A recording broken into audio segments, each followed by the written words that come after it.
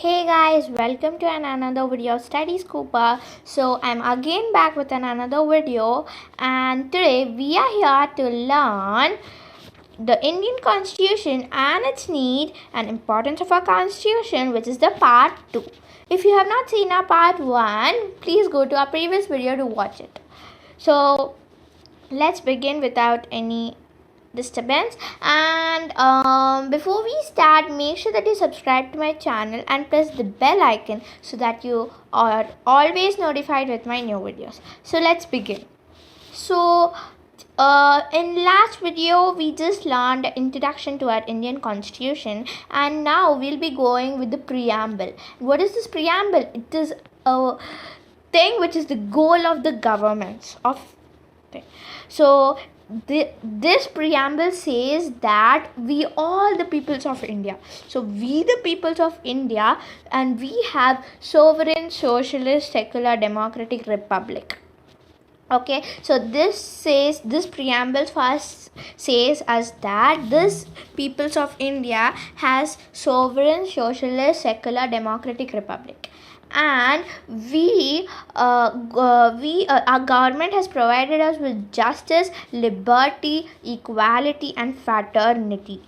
And it says at the last that our constitution was laid on 26th of November 1949, and we adopted this constitution.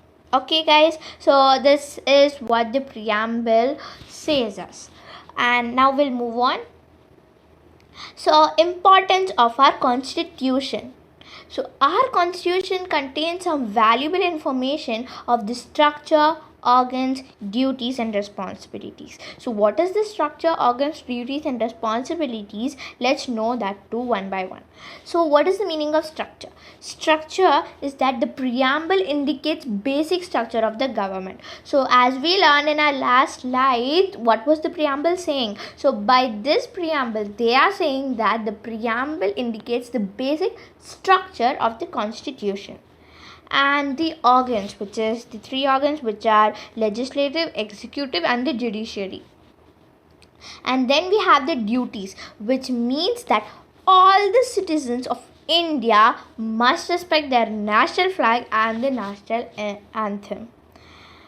And the responsibilities, by which they say that every individual member of the government are held accountable of the actions and decisions of the government. So I hope you understood what is the structure, organs, duties, and responsibilities of our country. And now we have importance of our constitution, which tells us that our constitution guarantees certain rights to the minorities.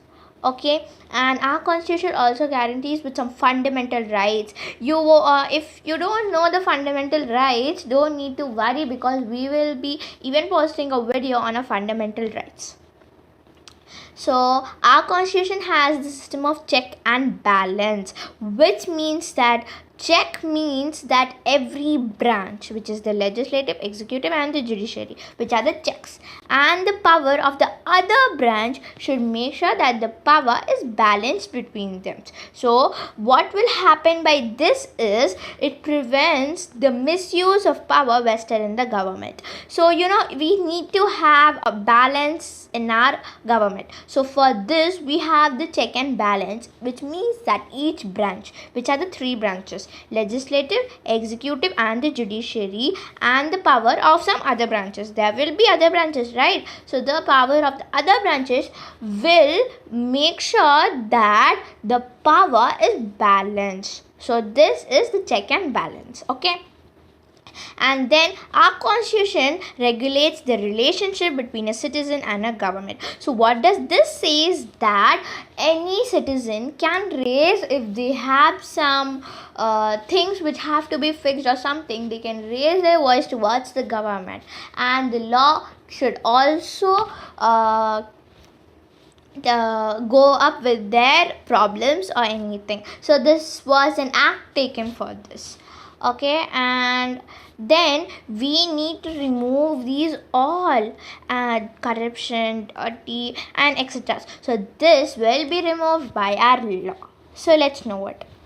So what do you mean by law is the first question. So law is commonly understood as the system of rules that are created and enforced through the government.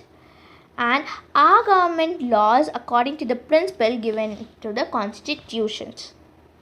Laws alone cannot curb social ills, social awareness, and it also need to change the mindsets of the peoples. So what is the need of law in our country now? The law in our country is to regulate the behavior of the citizen, to remove all the, this point says that we have to remove all the social ills from our India. Do you know what is social ills? If you don't know, don't need to worry, because we will learn this in our further slides today.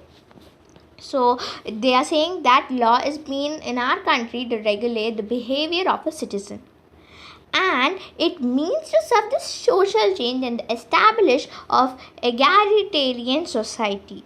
Okay, and this egalitarian society means that every person is entitled to equal rights to receive equal treatment and opportunities.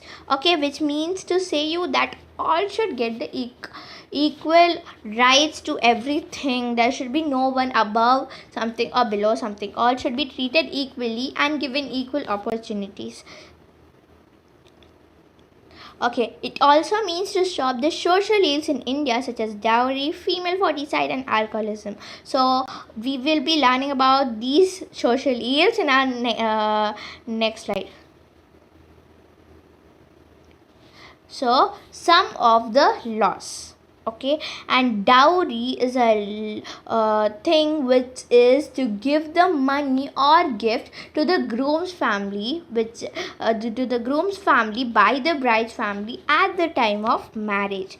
This tells you that the bride have to give any gift or money to the groom's family at the time of marriage.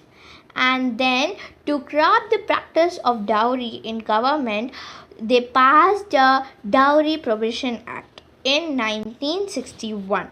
Okay, so this was not good, right? So we have to stop this. So to stop this, there was a Prohibition Act, which was the Dowry Prohibition Act, which was passed in 1961. And then we had another social ill, which was female foeticide, which means to tell you that it determines the gender of the person, like whether it's a girl or a boy. Foetus, the girl or a boy. So it provides the determination and disclose of the sex of the foetus. And to curb this practice of female foeticide, the government has passed with prenatal diagnosis techniques, which is the Regulation and Prevention of Misuse Act, which was the PNDT. Okay, in short form, they call this act as PNDT Act, which was passed on 1994, and it came on effect from 1st January 1996. Okay. And then we had rule and rule of law, which tells you that what is the meaning of rule. So the rule is an established principle, a standard, or a guide for action. Rules are essential for efficient and proper governance of a country. So this tells you that a rule is something which the government needs for the government to function properly, and to for a standard guide or a action. Okay, so and a law which is against the fundamental rights of the peoples can be declared as null or void, without which means without legal force or effect, not valid by Supreme Court. Thus the rule of law is always prevails. Okay, so you will be understanding what is rule and what is rule of law. And rule and rule of law. So in this, the basic thing is, in rule, once of the set of explicit or understood regulation or principles governing conduct within a particular activity. These rules and principles are laid down in constitution, whereas rule of law is stated in order in which events conform to the law. Okay, and rule tells us that everyone following the rule, but rule of law tells us that no one is above the rule. So you will be feeling confusion. So what does the rule says us that it tells us that everyone should follow a certain rule, right? And this rule of law is saying us that no one in this place is above the rule. So now you'll be understanding what is rule and rule of law. Okay, and the next thing is rules are more flexible and have lighter consequence when broken. You can set up rules for games, rules for the homes, and even rules for fighting, etc. So we always make rules for playing our games, for homes, fightings, and etc. But whereas the laws are illegal variations of rule. Laws are enforced by governmental factors such as police and prosecutors. Laws are not a teaching tool but a tool for keeping order in society. So rules can be broken, right? Rules are flexible and it has a lighter consequence when broken, but then laws are illegal variations of the rule. Okay, and it is not a teaching tool but a tool. You could say this as a tool which keeps our society in order. So now we know what is rule and rule of law. So we are done with our constituent and a need of law part 2. And if you like this video, hit a like, and if you have still not subscribed to my channel, make sure you subscribe it too and press the bell icon so that you never miss any updates of my new videos. But we are going, guys, but then you should keep watching Study Scoopers. Thanks a lot.